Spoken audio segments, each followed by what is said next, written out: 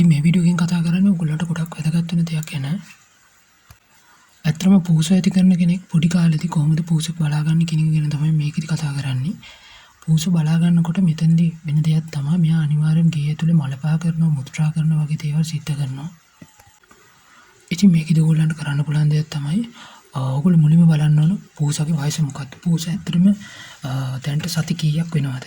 පූස සති 3ක් වගේ නම් පූසව ඇති කරන්න නම් ඉතින් එහෙනම් ඔයා try කරන්න ඕන මෙයාට පරිම නිදහස දෙන්න. මොකද හේතුව මෙයා තම චූටි එක්කෙනෙක්. මෙයාට එච්චර තීරීමක් නැහැ, දැනුමක් නැහැ තාම. ඒකට හේතුව මෙයා ජරා කරනවාද කියලා එයාට තේරෙන්නේ නැති වයසක ඒගොල්ලන්ට අපිට එක දේවල් කරන්න බෑ. ඒක තමයි හේතුව. ඉතින් පළවෙනි සති කීපය ඇතුළත ඔයගොල්ලන්ට කරන්න පුළුවන් හොඳම දේවල් වලින් කීපයක් තමයි මම දැන් කියලා දෙන්න හදන්නේ. පළවෙනි සතියේ ඔයගොල්ලෝ බලන්න ඕන පළවෙනි සති 2 3 වගේ යන කාලවක වань ඇතුළත ඔයගොල්ලෝ තාම පූස පොඩිනේ.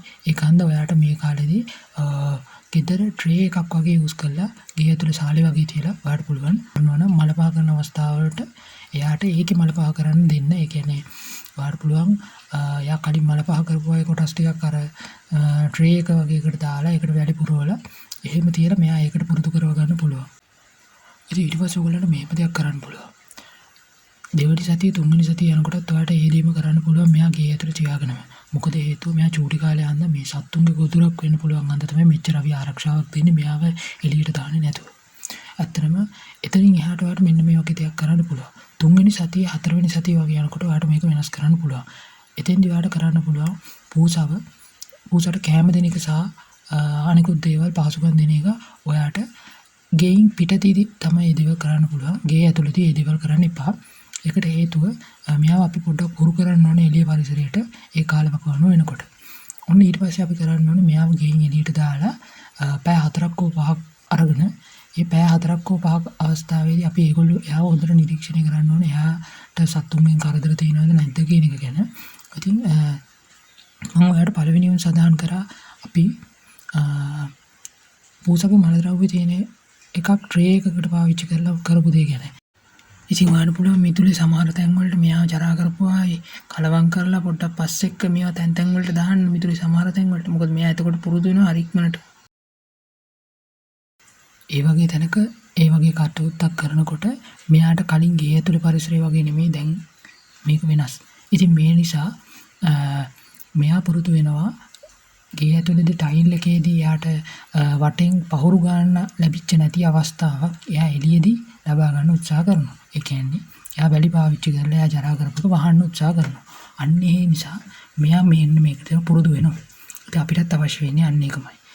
ඉතින් මේ විදිහට පුරුදු කරගත්තට පස්සේ ඕගොල්ලන්ට පුළුවන් මෙයාව සැරින් සැරේ ගෙට ගන්න වගේම මෙයාට කැම දෙන්න ඒ වගේ කරන්න සහ මෙයාව හිමින් සැරේ පැය කිහිපයක් එළියෙන් තියන්න. ඉතින් මෙහෙම කරනකොට මෙයා අපව ගේ ඇතුළේ ජරා කරන්න උත්සාහ කරන්නේ නැහැ. එළියේදී ඒ වැඩේ කරන්න උත්සාහ කරනවා. ඉතින් මේ ප්‍රශ්නෙට විසඳුමක් විදිහට තමයි මම මේ වීඩියෝ එකේ ඒක අරන් ආවේ. ඉතින් මීට අමතරව එක දෙයක් කියන්න ඕන හොඳට මතක තියාගන්න එක.